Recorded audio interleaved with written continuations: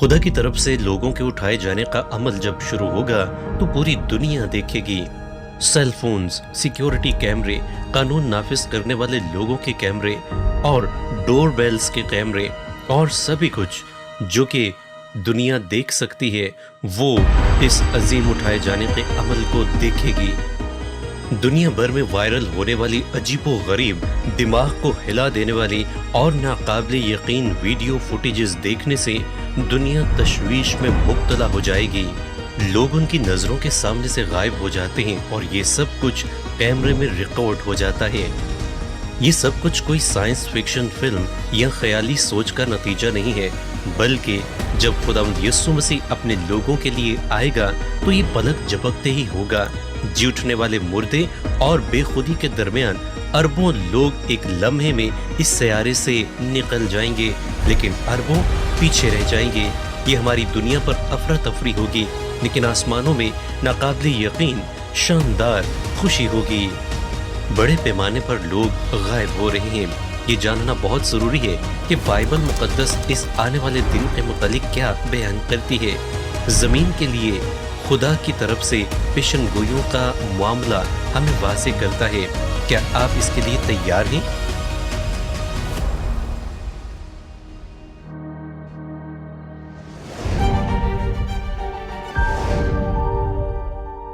خداوند یسوع مسیح جلد آنے والا ہے، اور اگر آپ مایوس ہونا نہیں چاہتے ہیں اس لمحے میں تو ابھی سے ایسی زندگی گزاریے جو کہ خدا کی مرضی کے مطابق ہے۔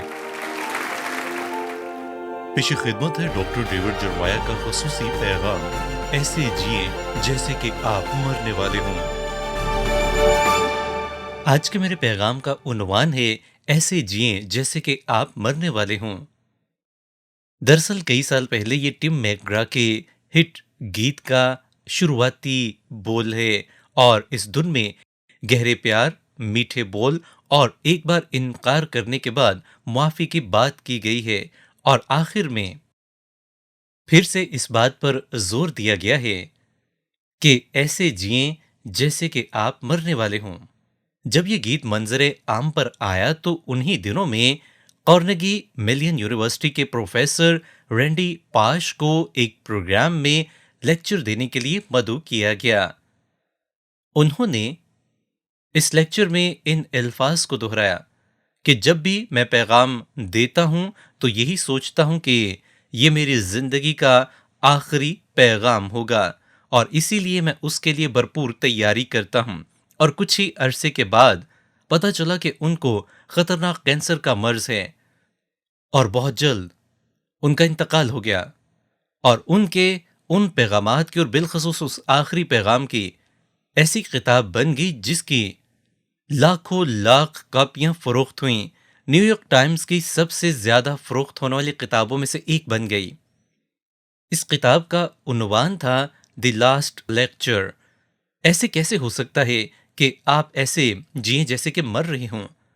اس گلوکار نے جو دھن بنائی اور اس میں جو الفاظ اس نے پروئے وہ بھی یہی بات بیان کر رہے تھے، اور یونیورسٹی کے اس پروفیسر نے بھی یہی بات بیان کی کہ ایسے جئیں جیسے کہ آپ مر رہے ہوں۔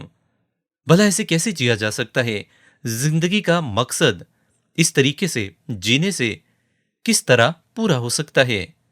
بائبل مقدس میں رومیو باب 13 آیات 11 سے 14 میں بیان ہے، اور وقت کو پہچان کر ایسا ہی کرو، اس لیے کہ اب وہ گھڑی آ پہنچی کہ تم نیند سے جاگو، کیونکہ جس وقت ہم ایمان لائے تھے اس وقت کی نسبت اب ہماری نجات نزدیک ہے۔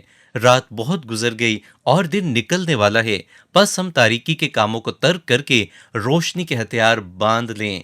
جیسا دن کو دستور ہے شائستگی سے چلیں، نہ کہ ناچ رنگ اور نشہ بازی سے، نہ زناکاری اور شہوت پرستی، اور نہ جھگڑے اور حسد سے، بلکہ خداوند یسوع مسیح کو پہن لو، اور جسم کی خواہشوں کے لیے تدبیریں نہ کرو۔ ہمیں خداوند یسوع مسیح کی آمد کے لیے اور اٹھائے لیے جانے کے عمل کے لیے تیار رہنا ہے، تاکہ ہمیں بعد میں مایوسی یا شرمندگی یا پچھتاوا نہ ہو۔ اس کے لیے میں آپ کے سامنے 4 اہم باتیں بیان کروں گا، انہیں غور سے سنیں۔ ان میں سب سے پہلی ہے کہ ہمیں جاگتے رہنا ہے۔ رومیو باب 13 آیت 11 بیان کرتی ہے، اور وقت کو پہچان کر ایسا ہی کرو اس لیے کہ اب وہ گھڑی آ پہنچی کہ تم نیند سے جاگو، کیونکہ جس وقت ہم ایمان لائے تھے اس وقت کی نسبت اب ہماری نجات نزدیک ہے۔ اور پھر کلام خدا میں رومیو باب 13 آیت 12 میں بیان ہے، رات بہت گزر گئی اور دن نکلنے والا ہے، بس ہم تاریکی کے کاموں کو ترک کر کے روشنی کے ہتھیار باندھ لیں۔ اگر ہم غور کریں تو یہاں پر واضح طور پر ہمیں ہدایات دی گئی ہیں اس وقت میں ہمیں کس طریقے سے چلنا ہے تاکہ ہم اپنے آپ کو خداوند خدا کی آمد کے لیے مکمل طور پر تیار کر سکیں۔ بنی اسرائیل میں ایسے لوگ موجود تھے جو کہ وقتوں کا اندازہ لگاتے تھے۔ تواریخ کی پہلی کتاب باب 12 میں بیان ہے، اور بنی اشکار میں سے ایسے لوگ جو زمانے کو سمجھتے اور جانتے تھے کہ اسرائیل کو کیا کرنا مناسب ہے، ان کے سردار 200 تھے اور ان کے سب بھائی ان کے حکم میں تھے۔ پھر نے عہد نامہ میں متی باب 16 آیت 3 بیان کرتی ہے، تم آسمان کی صورت میں تو تمیز کرنا جانتے ہو مگر زمانوں کی علامتوں میں تمیز نہیں کر سکتے۔ سادہ لفظوں میں وہ سورج کے متعلق بتا سکتے تھے، وہ ہوا کے اور طوفان کے متعلق تو بتا سکتے تھے، لیکن خدا کی روحانی علامتوں سے وہ سروکار نہیں رکھتے تھے۔ آج اگر آپ دیکھیں تو محکمہ موسمیات والے آپ کو ہفتہ بھر پہلے کا موسم بتا دیتے ہیں، ڈاکٹرز بھی آنے والی بیماریوں سے متعلق پیشگی اطلاع دے دیتے ہیں، لیکن ہم خدا اور روح القدس کے کاموں کی طرف ذرا بھی توجہ مرکوز نہیں کر رہے ہیں۔ انسان یہی سوچتے ہیں کہ جیسا چلتا آ رہا ہے ہمیشہ ایسا ہی چلتا رہے گا۔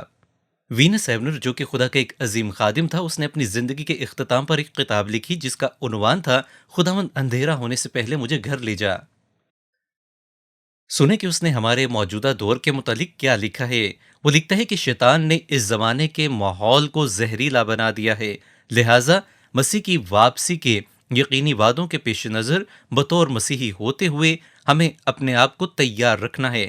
ہم نے پر امید رہنا ہے اور تمام انتشار، بے حسی اور ہر قسم کی بدی سے اپنے آپ کو الگ کرنا ہے۔ ہم نے نیند سے جاگنا ہے تاکہ ہم مسیح خداوند کا استقبال کر سکیں اور اس کے وعدے کے مطابق آسمان پر اٹھائے جا سکیں۔ اس دنیا میں بسنے والے بہت سارے لوگ خداوند یسوع مسیح کی آمد کو سنجیدگی سے نہیں لیتے ہیں، وہ اسے مذاق میں اڑا دیتے ہیں۔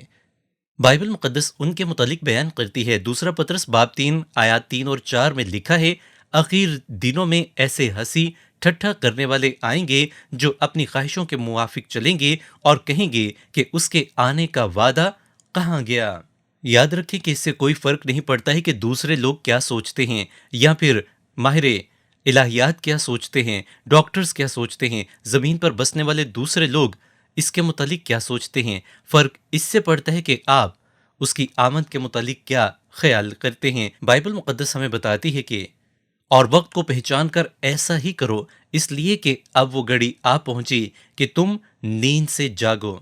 یہاں پر جو بات بیان کی گئی ہے کہ وہ گھڑی آ پہنچی، اس میں کوئی کیلنڈر کی مخصوص تاریخ بیان نہیں کی گئی ہے، اور نہ ہی میں کوئی تاریخ بیان کر رہا ہوں اور نہ ہی میں کوئی مطالبہ کر رہا ہوں کہ یہ فوری طور پر ہو جائے، بلکہ یہ اختیار خدا ہی کے ہاتھ میں ہے اور وہی جانتا ہے کہ کب وہ وقت آئے گا۔ ہم صرف زندہ ہوتے ہوئے اس زمین پر رہتے ہوئے اس کی آمد کے لیے اپنے آپ کو تیاری کے عمل میں سے گزار سکتے ہیں، کیونکہ ہم جانتے ہیں کہ نشان ہمیں یہ بتاتے ہیں کہ دن بدن وہ گھڑی، وہ وقت قریب سے قریب تر ہوتا جا رہا ہے۔ بائبل مقدس میں آخری وقت سے پہلے کے تمام نشانات ہو رہے ہیں۔ کلام خدا بیان کرتا ہے، کیونکہ جس وقت ہم ایمان لائے تھے اس وقت کی نسبت اب ہماری نجات نزدیک ہے۔ اگر کوئی آپ سے یہ سوال پوچھے کہ خداوند یسوع مسیح کی آمد کب ہونے والی ہے تو آپ اسے کیا جواب دے سکتے ہیں؟ آپ جواب کے طور پر کلام خدا میں سے یہ حوالہ ان کو پیش کر سکتے ہیں۔ آپ انہیں بتا سکتے ہیں کہ اب وہ گھڑی آ پہنچی ہے کہ تم نیند سے جاگو، کیونکہ جس وقت ہم ایمان لائے تھے اس وقت کی نسبت اب ہماری نجات نزدیک ہے۔ اگر آپ ایمان کے ساتھ اس بات کو بیان کرتے ہیں اور اس کا اقرار بھی کرتے ہیں تو آپ بالکل درست راستے پر گامزن ہیں۔ پھر آپ کو اس سے کوئی فرق نہیں پڑے گا کہ دنیا والے یا آپ کے آس پاس کے لوگ کیا تصور کرتے ہیں یا کیا سوچ رہے ہیں۔ لیکن یہاں پر ایک اور بات سامنے آتی ہے، پولس رسول کا اس بات سے کیا مطلب ہے کہ جس وقت ہم ایمان لائے تھے اس وقت کی نسبت اب ہماری نجات نزدیک ہے۔ کیا جب آپ ایمان لے کر آئے تھے اس وقت آپ نے نجات نہیں پائی تھی؟ تو پھر اس کا کیا مطلب ہے؟ دراصل پولس رسول نے یہاں پر نجات کا جو لفظ استعمال کیا ہے وہ نجات کے مکمل ہونے کو بیان کرتا ہے، یعنی نجات کی معموری کے لیے ہے۔ مثال کے طور پر جس لمحے ہم خدا یسوع مسیح کو قبول کرتے اور اسے ہاں کہتے ہیں اس وقت ہم پر روح القدس کی مہر لگ جاتی ہے، اور پھر آہستہ آہستہ ہم روحانیت میں بڑھتے ہیں اور مضبوط ہوتے ہیں، ہم ترقی کرتے ہیں، ہم مسیح کی شبیہ کے مطابق بنتے چلے جاتے ہیں، اور یہ ایک عمل ہے۔ ہم زیادہ مسیح کے قریب ہوتے چلے جاتے ہیں، ہمیں مقدس بنایا جاتا ہے، پاک کیا جاتا ہے تاکہ ہم مسیح کے قابل ہو سکیں، اس کی بادشاہی کے قابل ہو سکیں، اور بالآخر جب ہم کسی روز خداوند کے سامنے کھڑے ہوں گے تو ہمیں پاک بنا دیا جائے گا اور ہم مکمل طور پر آزاد، پاک اور مقدس ہوں گے۔ پولس رسول واضح کرتا ہے کہ وہ وقت بہت ہی نزدیک ہے، وہ کبھی بھی آ سکتا ہے، ہماری زندگی میں کسی بھی لمحے آ سکتا ہے۔ ہم اس لمحے کے متعلق، اس وقت کے متعلق بالکل بھی نہیں جانتے ہیں، ہمارے سامنے یہ واضح نہیں ہے، لیکن ہم مسیحی ہوتے ہوئے اس کے لیے تیار ہو سکتے ہیں۔ ہمیں اس بات کی بے حد خوشی ہے کہ مسیحی ہوتے ہوئے ہم اپنے آپ کو زندگی کے لیے تیار کر رہے ہیں، موت کے لیے نہیں۔ آپ میں سے کتنے اس بات کے لیے متفق ہیں کہ ہم اٹھائے جانے کے لیے تیار ہو رہے ہیں؟ چارلز پرجن انگلستان میں اس زمانے میں جس اہم مسئلے پر منادی کر رہے تھے وہ لوگوں کی بے حسی کے متعلق تھا، اور میں اس کو کبھی نہیں بھول سکتا ہوں۔ وہ بیان کرتے ہیں کہ ہم سو سکتے ہیں لیکن شیطان بھی کبھی سوتا نہیں ہے، بلکہ وہ ہمیشہ چاق و چوبند رہتا ہے۔ اگر آپ شیطان اور اس کی فوجوں کی حرکت اور اس کی سرگرمی کو دیکھ لیں تو آپ اپنے آپ کو بہت سست اور نہایت کمزور محسوس کرنے لگیں گے، کیونکہ وہ ہمیشہ چالاک اور تیار رہتے ہیں لوگوں کو خدا سے دور کرنے کے لیے اور ایمان میں کمزور کرنے کے لیے۔ غور کریں کہ آپ کس طرح سے زندگی میں رہتے ہوئے دنیا اور اس کی چیزوں کو دیکھ رہے ہیں۔ دنیا آپ کو تباہ کرنے کے در پہ ہے، شیطان پورا زور لگا رہا ہے۔ کیا آپ اٹھائے جانے کے لیے اپنے آپ کو تیاری کے عمل میں سے گزارنے کے لیے سنجیدہ ہیں؟ کیا آپ اس مسئلے پر نہایت ہی تفصیل سے اور گہرائی سے سوچ رہے ہیں؟ اس کے بعد اگلی اہم بات یہ ہے کہ ہم نے بہادری سے جنگ کرنی ہے۔ آیت نمبر 12 میں دیکھیں، رومیو باب 13 آیت نمبر 12 میں بیان ہے، رات بہت گزر گئی اور دن نکلنے والا ہے، بس ہم تاریکی کے کاموں کو ترک کر کے روشنی کے ہتھیار باندھ لیں۔ اس حوالے میں وہ ہمیں آگاہی فراہم کر رہا ہے کہ یہ سب کچھ مستقبل میں واقع ہونے والا ہے، اس لیے اپنے آپ کو کسی بھی جگہ پر پھنسنے مت دیں، بلکہ نور میں چلیں، روشنی میں آئیں، خدا کے قریب آئیں، اپنے آپ کو تیاری کے عمل میں سے گزاریں تاکہ آپ اس وقت کے لیے، اس لمحے کے لیے مکمل طور پر تیار ہو سکیں۔ اگلی اہم بات جو کہ میں آپ کے سامنے گوش گزار کرنا چاہتا ہوں وہ یہ ہے کہ تاریکی سے دور رہیں۔ آیت نمبر 12 میں بیان ہے، بس ہم تاریکی کے کاموں کو ترک کر کے روشنی کے ہتھیار باندھ لیں۔ پولس رسول جب یہاں پر تاریکی کو ترک کرنے کا ذکر کر رہا ہے تو یہ ارادتاً ایک فعل ہے، یعنی عمل کرنا، جان بوجھ کر، کوشش کے ساتھ اور انتہائی نمایاں طور پر تاریکی کو ترک کرنا ہے۔ افسیوں باب 5 آیت 8 میں بیان ہے، کیونکہ تم پہلے تاریکی تھے مگر اب خداوند میں نور ہو، بس نور کے فرزندوں کی طرح چلو۔ کیا ہی شاندار بات بیان کی گئی ہے کہ پس نور کے فرزندوں کی طرح چلو۔ جب شیطان ہم پر حاوی ہو جاتا ہے تو پھر ہم صرف اور صرف گناہ ہی کرتے ہیں، لیکن جب خداوند یسوع مسیح کو ہم قبول کر لیتے ہیں تو وہ اپنا پاک روح ہم پر نازل کرتا ہے، اور جب ہم خدا کے پاک روح کی روشنی میں، اس کی رہنمائی میں چلتے ہیں تو ہم گناہ سے، تاریکی سے دور رہتے ہیں۔ گناہ تب بھی، شیطان تب بھی حملہ کرتا ہے، لیکن خدا کا پاک روح ہمیں مضبوطی بخشتا اور اس قابل بناتا ہے کہ ہم اس کا مقابلہ کر سکیں اور اس کو شکست دے سکیں۔ ذاتی طور پر یہاں ہم انفرادی طور پر ایسا نہیں کر سکتے ہیں کیونکہ شیطان ہم انسانوں سے بہت زیادہ زور آور ہے، لیکن خدا کا پاک روح ہمیں اس قابل بنا دیتا ہے۔ پولس رسول اس بات کی حقیقت کو ہم پر ظاہر کر رہا ہے کہ انسان ہوتے ہوئے ہم گناہ میں جنم لیتے ہیں اور ہماری فطرت گناہ کی ہے، لیکن ہم نے تاریکی میں گناہ میں جینا نہیں ہے۔ تاریکی کو ہم کس طرح سے بیان کر سکتے ہیں؟ تاریکی صرف اور صرف نور کی غیر موجودگی ہے۔ جب نور آ جاتا ہے تو تاریکی دور ہو جاتی ہے۔ اگلی اہم بات یہی ہے کہ ہم نور میں بسیں۔ کلام خدا میں پہلا یوحنا باب 1 اور اس کی آیت نمبر 7 میں یوں بیان ہے، لیکن اگر ہم نور میں چلیں جس طرح کہ وہ نور میں ہے تو ہماری آپس میں شراکت ہے اور اس کے بیٹے یسوع کا خون ہمیں تمام گناہ سے پاک کرتا ہے۔ خداوند یسوع مسیح بہت جلد آنے والا ہے، اس لیے آج آپ کے پاس یہ موقع ہے، اٹھیں، مضبوط بنیں، نور میں چلیں اور ان کو بھی اس کے متعلق بتائیں جو کہ ابھی تک اس بات سے دور ہیں، جو نہیں جانتے ہیں۔ اور پھر اگلی اہم بات جو کہ میں آپ کو بتانے والا ہوں وہ یہی ہے کہ ہم نے سچائی میں چلنا ہے۔ رومیو باب 13 کی آیت نمبر 13 واضح کرتی ہے، جیسا دن کو دستور ہے شائستگی سے چلیں، نہ کہ ناچ رنگ اور نشہ بازی سے، نہ زناکاری اور شہوت پرستی سے، اور نہ جھگڑے اور حسد سے۔ پولس رسول یہ باتیں رومیوں کے مسیحیوں کو لکھ رہا ہے، وہ غیر مسیحیوں کو نہیں بلکہ مسیحیوں کو لکھ رہا ہے، اور یہاں پر اس نے 6 باتیں بیان کی ہیں جن سے وہ منع کر رہا ہے۔ ان میں پہلی 3 اجتماعی ہیں، دنیاوی ہیں، اور باقی 3 جو ہیں وہ ذاتی نوعیت کی باتیں ہیں۔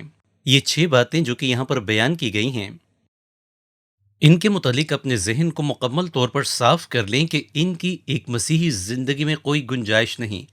کوئی شخص جو کہ مسیحی ہے ان باتوں سے وہ ہمیشہ دور رہے۔ یسوع کے پیروکار ہوتے ہوئے ہمارا تاریکی کے کاموں سے کوئی لینا دینا نہیں ہے۔ ہم نور کے فرزند ہیں اور ہم نے نور ہی میں چلنا ہے کیونکہ ہم یسوع مسیح کے پیروکار ہیں۔ تسلونیکیوں کے نام پہلے خط باب 5 آیت 5 میں پولس رسول لکھتا ہے، کیونکہ تم سب نور کے فرزند اور دن کے فرزند ہو، ہم نہ رات کے ہیں نہ تاریکی کے۔ کتنی واضح بات کی گئی ہے۔ لہٰذا دنیاوی گناہوں کو رد کریں، ناچ رنگ، نشہ بازی اور زناکاری کو رد کریں۔ ہم ایک ایسی دنیا میں رہ رہے ہیں جہاں پر اب بہت سارے گناہ باقاعدہ طور پر سکھائے جا رہے ہیں۔ لوگوں کو اس بات کے لیے مجبور کیا جا رہا ہے یا انہیں قائل کیا جا رہا ہے کہ وہ ایسے گناہوں کے لیے آگے بڑھیں، اور ان کو بعض مرتبہ پتہ بھی نہیں ہوتا ہے۔ یقین جانیے ہم ایک ایسے ہی معاشرے میں رہ رہے ہیں۔ اگر ہم مسیحی ہیں اور ہم ان تمام تاریکی کے کاموں میں اب بھی پھنسے ہوئے ہیں تو ہمارا مسیحی ہونے کا کوئی فائدہ نہیں۔ خواتین و حضرات، بائبل مقدس ہم پر یہ واضح کرتی ہے کہ ہم نور کے فرزند ہیں اور ہم نے نور ہی میں چلنا ہے۔ ہم نے نہ صرف دنیاوی بلکہ ذاتی گناہوں کو بھی ترک کرنا ہے، اور اسی لیے پولس رسول بیان کرتا ہے کہ ہم جاگتے رہیں۔ ہم نے بہادری سے جنگ کرنی ہے، ہم نے سچائی میں چلنا ہے، ہم نے فتح مندی کے ساتھ منتظر رہنا ہے۔ کلام خدا میں بیان ہے، بلکہ خداوند یسوع مسیح کو پہن لو اور جسم کی خواہشوں کے لیے تدبیریں نہ کرو۔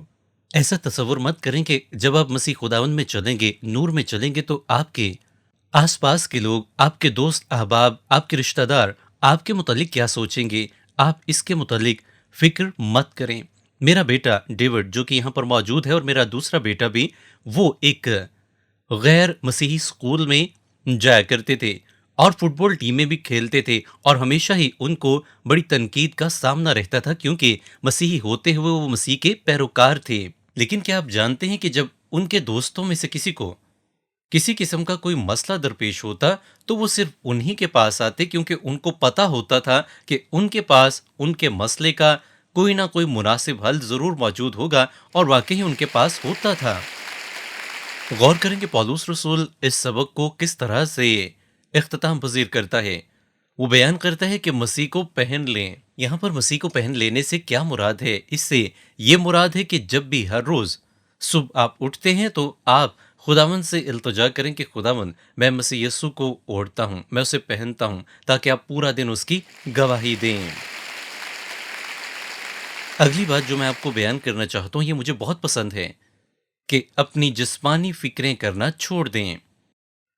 اس بات سے مراد یہ ہے کہ ہم نے اپنے آپ کو اپنی جسمانی خواہشات کی تسکین کو ختم کرنے کے لیے، مٹانے کے لیے ان کے سپرد نہیں کرنا ہے۔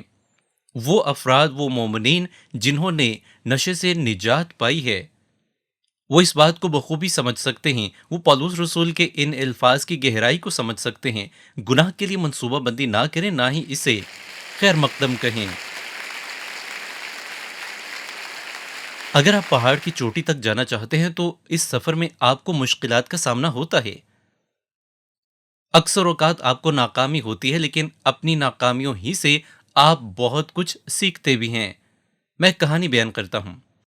مجھے یاد ہے کہ میں چھوٹا لڑکا تھا اور میں اپنے والدین کے ساتھ اکثر مشیگن میں کاٹیج میں جایا کرتا تھا، اور وہاں پر ایک خاتون بھی رہا کرتی تھیں۔ ایک دن میں اور میرے والدین وہاں پر گئے، اور میرے والدین نے مجھے نصیحت کی کہ تم جو کچھ مرضی کرو لیکن جھیل سے دور ہی رہنا۔ وہ انہی الفاظ کو بار بار دہراتے کہ جھیل کے پاس تم نے اکیلے نہیں جانا۔ تو پھر آپ سوچیں میں نے کیا کیا ہوگا؟ میں جھیل کے پاس چلا گیا اور اس میں مچھلیاں دیکھنے لگا، لیکن اچانک سے میرا پاؤں پھسل گیا اور میں اس میں گر گیا۔ اس سے پہلے کہ میں گھر کی طرف واپس جاتا، میرے والدین آ گئے اور میری ماں مجھے دیکھ کر گھبرا گئی۔ میں نے اس سے کہا کہ یہ صرف حادثہ تھا، لیکن اس نے کہا کہ یہ حادثہ نہیں ہے کیونکہ تم نے سوئمنگ سوٹ پہنا ہوا ہے۔ میں نے جواب دیا کہ یہ اس لیے پہنا تھا تاکہ اگر میں گر جاؤں تو یہ مجھے بچا لے، اور اس نے ایسا ہی کیا۔ آپ کو خداوند یسوع مسیح کی آمد کے لیے اپنے آپ کو مکمل طور پر تیار رکھنا ہے، بھلے ہی دنیا اس کے متعلق آپ کے لیے جو کچھ مرضی کوشش کرے۔ آپ نے اپنے آپ کو اس کی آمد کے لیے تیار رکھنا ہے۔ آپ نے اس کی آمد پر شرمندہ نہیں ہونا ہے۔ میں نے انسانی عادات کے متعلق ایک بڑی خوبصورت کتاب پڑھی اور مجھے یہ بہت پسند آئی۔ میں اس کے چند اہم نکات آپ کے سامنے بیان کرنا چاہوں گا۔ اس میں بیان تھا کہ تمام قسم کے ماحول انسان میں کوئی نہ کوئی مخصوص تبدیلی پیدا کرتے ہیں۔ یہ انسان میں کچھ خاص عادات کو بھر دیتے ہیں اور پھر کچھ خاص عادات کو ختم کر دیتے ہیں، اور ان تمام کا انحصار زیادہ تر آس پاس کے ماحول اور آب و ہوا اور لوگوں سے منسلک ہوتا ہے، جو کہ انسانوں میں مختلف عادات کو جنم دیتے ہیں۔ مسیحی ہوتے ہوئے ممکن ہے آپ کو آج اپنے ماحول کو، اپنی آب و ہوا کو اور اپنی صحبت کو، جن لوگوں کے ساتھ آپ رہتے ہیں، کام کرتے ہیں، تبدیل کرنے کی ضرورت ہو، اگر وہ لوگ آپ کے لیے ایمانی آسودگی کا، خدا میں قربت کا، خدا میں قریب آنے کا اور خدا کے پیار کو محسوس کرنے کا سبب نہیں بن رہے ہیں، بلکہ آپ کو شیطانیت کی طرف آمادہ کرنے کے لیے کوشاں ہیں، تو آپ کو کنارہ کرنا چاہیے، یا پھر آپ کو ہمیشہ دعا میں ٹھہر کر ان کے لیے دعا کرنی چاہیے۔ میں آپ کو مشورہ دوں گا کہ آپ ایسے لوگوں کی صحبت میں رہیں اور ایسے ماحول میں زندگی گزاریں جو آپ کو خدا کے کلام کے اور زیادہ قریب لے کر آئے، جس کے وسیلے سے آپ خدا کے کلام میں ترقی کریں، آپ روح القدس کے مسح کو حاصل کرنے والے بنیں، آپ اپنے آپ کو خدا کا بیٹا اور بیٹی تصور کرتے ہوئے اس کے خوف اور اس کے پیار اور اس کی محبت میں زندگی گزاریں۔ جب ہم مسیح میں چلتے ہیں تو دراصل مسیح ہم میں موجود ہوتا ہے، وہ ہم میں بستا ہے، اور جب ہم اپنا آپ اس کے سپرد کر دیتے ہیں تو پھر وہ ہماری زندگی سے اپنے نام کے جلال کو مختلف انداز سے ان لوگوں پر ظاہر کرتا ہے جن کو اس کی ضرورت ہوتی ہے۔ میں نے پہلی مرتبہ جب دی پیشن آف دی کرائسٹ فلم کو دیکھا تو میں نے اس میں خداوند یسوع مسیح کے تمام دکھوں کا جب نظارہ کیا تو میں نے خدا کے حضور میں یہ دعا کی کہ مجھے اپنی زندگی اس طرح بسر کرنے کی توفیق عطا فرما دے کہ میں اپنی زندگی سے کبھی بھی مسیح کو تکلیف نہ دوں۔ سیونگ پرائیویٹ رائن ایک ایسی فلم ہے جس میں پرائیویٹ جیمز ریان، جو کہ ایک نوجوان ہے، وہ ایک ریسکیو مشن پر ہوتا ہے۔ اس نوجوان کے جب تینوں بھائی مر جاتے ہیں تو ایک سینئر اہلکار ایک مشن پر اس نوجوان کو واپس لانے کے لیے ایک ٹولی بھیجتا ہے، اور جب وہ ٹولی اس تک پہنچتی ہے جس کا انچارج کیپٹن ملر ہوتا ہے تو ریان واپس آنے سے انکار کر دیتا ہے۔ اب کیپٹن ملر اور اس کا تمام دستہ اس نوجوان کے تحفظ کے لیے دشمن کے خلاف برسرے پیکار ہو جاتے ہیں۔ جیمز ریان تو اس جنگ میں بچ جاتا ہے، لیکن کیپٹن ملر اور اس کے دستے کے بہت سارے سپاہی اس میں مارے جاتے ہیں۔ اور فلم کے آخر میں کیپٹن ملر جب اپنی آخری سانسوں پر ہوتا ہے تو وہ اس نوجوان سے کہتا ہے کہ تم نے اپنی محنت سے یہ سب کچھ ممکن کیا ہے۔ اور اس کے بعد اگلا سین یہاں پر ختم ہوتا ہے جب یہی نوجوان فرانس میں کیپٹن ملر کی قبر پر پھول پیش کر رہا ہوتا ہے، اور وہ اس قبر پر کھڑا ہو کر بیان کر رہا ہوتا ہے کہ یہ صرف میں نے ہی نہیں کمایا بلکہ آپ سب کے ساتھ مل کر ہم نے یہ کر دکھایا۔ اس کیپٹن نے اور اس کے فوجی دستے نے اس نوجوان کے تحفظ کے لیے اپنی جانوں کا نذرانہ پیش کر دیا، اور ہمارے خداوند نے نہ صرف میرے لیے بلکہ آپ کے لیے بلکہ تمام دنیا کے انسانوں کے لیے اپنی جان خوشی کے ساتھ صلیب پر قربان کر دی۔ اس جیسا نہ کوئی تھا، نہ کوئی ہے، اور نہ ہی کبھی ہو سکتا ہے جو اتنا پیار ہم سے کرے۔ اس لیے اپنی زندگی اس کی مرضی کے مطابق گزاریں۔ اگر آپ کے ذہن میں کوئی دنیاوی خیال جنم لیتا ہے تو اپنے متعلق یہ ضرور سوچیں کہ آپ کی جان کا فدیہ اس نے دیا ہے، اس نے آپ کو اپنا لہو بہا کر خریدا ہے۔ اس پیغام کے آخر میں آپ کو یہ بات ضرور بیان کرنا چاہوں گا کہ اپنے آپ کو مسیح کے تابع رکھیں۔ ایسی کوئی بات، ایسی کوئی حرکت، ایسا کوئی کام نہ کریں جو کہ مسیح یسوع کی پاک اور الہی مرضی کے خلاف ہو۔ اپنی اس زمینی زندگی کو مسیح میں رہتے ہوئے ایسے گزاریں جیسے کہ آپ مرنے والے ہیں، کیونکہ ایک روز مسیح آ کر ہمیں اپنے ساتھ لے جانے والا ہے۔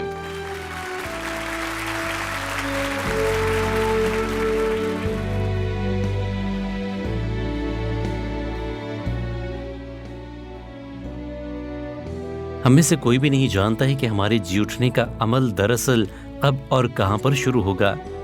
بائبل مقدس اس بات کے متعلق بے شمار پیشن گوئیاں کرتی ہے۔ یہ آج بھی ہو سکتا ہے، یہ کل بھی ہو سکتا ہے، یا پھر یہ 10 سال بعد بھی ہو سکتا ہے، لیکن یہ جب بھی شروع ہوگا پوری دنیا کو اس کا پتہ چل جائے گا۔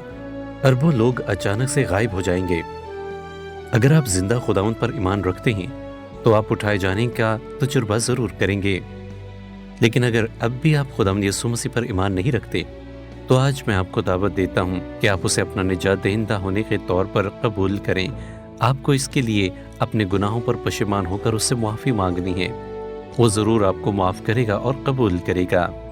اگر آپ نے آج خداوند یسوع مسیح کو قبول کر لیا ہے تو میں چاہوں گا کہ آپ اس کی گواہی مقامی کلیسیا کے سامنے ضرور دیں اور اس طرح سے اپنے ایمان میں مضبوط ہوتے جائیں۔ میں اگلے پروگرام میں آپ کو دیکھنا چاہوں گا۔